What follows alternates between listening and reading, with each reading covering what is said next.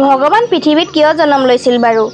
শ্ৰীৰাম শ্ৰীকৃষ্ণ অৱতাৰ কিয় লৈছিল? আহক জানো। যেতিয়া এই পৃথিৱীত অধৰ্ম বাঢ়িবলৈ লয় তেতিয়াই ভগৱান অৱতৰিত হয়। কিন্তু তাৰ উপৰিও এটা দীঘলীয়া কাহিনী আছে। আহক তাকে জানো। বৈকুণ্ঠত ভগৱান বিষ্ণুৰ দুজন দুৱাৰপাল আছিল, জয় আৰু বিজয়।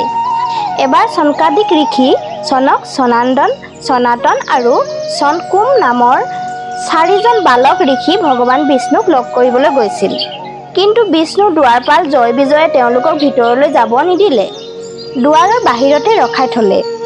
জয় বিজয়ে ক'লে, ভগৱানে এতিয়া বিশ্ৰাম কৰিছে, আপোনালোকে এতিয়া ভিতৰলৈ যাব নোৱাৰে। এনেকৈয়ে ঋষিকেইজনক বাহিৰতে গোটেই ৰাতি ৰখাই থলে। শেষত ঋষিকেইজনে ক'লে যে আমি যেতিয়ালৈকে ভগৱান বিষ্ণুক লগ কৰিব নোৱাৰো তেতিয়ালৈকে নাযাওঁ, ইয়াতে বহি থাকিম। দুৱাৰৰ বাহিৰতে বহি থাকিল। এনেকৈয়ে এদিন দুদিন পাৰ হৈ গ'ল। দুৱাৰপাল জয় বিজয়ে এই খবৰ ভগৱান বিষ্ণুক গৈ নজনালেগৈ। ওলোটা সিহঁতক ঘৰলৈ উভতি যাবলৈ ক'লে। তাৰ পিছত এই ঋষিকেইজনৰ বহুত খং উঠিল আৰু জয় বিজয়ক শাপ দিলে যে তোমালোকে বাৰে বাৰে পৃথিৱীত ৰাক্ষস হৈ জন্ম ল'ব লাগিব। এয়া শুনি দুৱাৰপাল জয় বিজয়ে নিজৰ ভুল স্বীকাৰ কৰি ল'লে আৰু ঋষিকেইজনক ক্ষমা খুজিলে আৰু তেওঁলোকে দিয়া শাপ পুনৰ ঘূৰাই ল'বলৈ অনুৰোধ কৰিলে। এই সকলো কথা ভগৱান বিষ্ণুৱে গম পালে। ঋষিকেইজনে ক'লে, আমি দিয়া শাপ আকৌ ঘূৰাই ল'ব নোৱাৰো। তেতিয়া ভগৱান বিষ্ণুৱে ক'লে, হে ঋষিগণ, জয় আৰু বিজয়ে যেতিয়া পৃথিৱীত ৰাক্ষস হৈ জন্ম ল'ব তেতিয়া সেই ৰাক্ষসক বিনাশ কৰিবলৈ মই পৃথিৱীত জন্ম ল'ম। এনেকৈয়ে ভগৱান পৃথিৱীত অৱতৰিত হ'ল। সতী যুগত জয় আৰু বিজয় হিৰণ্যকশিপু আৰু হিৰণ্যাক্ষ জন্ম লৈছিল। হিৰণ্যকশিপুক উদ্ধাৰ কৰিবলৈ ভগৱানে নৰসিংহ অৱতাৰ ধাৰণ কৰিছিল আৰু হিৰণ্যাক্ষক উদ্ধাৰ কৰিবলৈ ভগৱানে বৰাহ অৱতাৰ লৈছিল। ত্ৰেতা যুগত জয় আৰু বিজয়ে ৰাৱণ আৰু কুম্ভকৰ্ণ বনি জন্ম লৈছিল। ভগৱানে ৰাম অৱতাৰ লৈছিল।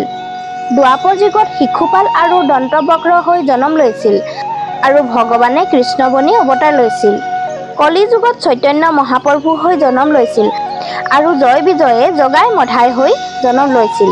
ভগৱান শ্ৰীকৃষ্ণ চৈতন্য মহাপ্ৰভু হৈ যেতিয়া পৃথিৱীত অৱতাৰ লৈছিল তেতিয়া কিন্তু জগাই মধাইক বধ কৰিবলৈ জন্ম লোৱা নাছিল। চৈতন্য মহাপ্ৰভুৰ লক্ষ্য আছিল অধৰ্মী লোকক ধৰ্মৰ পথত ঘূৰাই অনাৰ। গতিকে তেওঁ জগাই মধাইক ভক্তি পথলৈ ঘূৰাই আনিছিল। জগাই আৰু মধাই ব্ৰাহ্মণ ঘৰত জন্ম লৈছিল। এজনৰ নাম আছিল জগন্নাথ দাস আৰু আনজনৰ নাম আছিল মাধৱ দাস। কিন্তু তেওঁলোক দুয়োজনে মোগল বাদশ্বাহ ঘৰত কাম কৰি স্বভাৱ ৰাক্ষসৰ নিচিনা হৈ পৰিছিল। ইমানেই বেয়া আছিল যে গৰুৰ মাংস খাইছিল। য'ত আছিল ওচৰে পাজৰে সকলো মহিলাক বেয়া দৃষ্টিৰে চাইছিল। কোনোবা সাধু মহাত্মা আহিলে চুৰ ডকাইত কৰিছিল। মদ্যপান কৰিছিল। মদ্যপান কৰি গোটেই দিনটো পৰি থাকিছিল।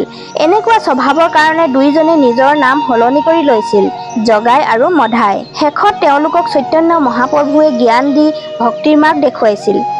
আৰু এবাৰ নাৰদ মুনিৰ শাপৰ ফলতো ভগৱানে পৃথিৱীত অৱতাৰ লৈছিল। এনেকৈয়ে ভগৱান পৃথিৱীত অৱতৰিত হ'ব লগা হৈছিল।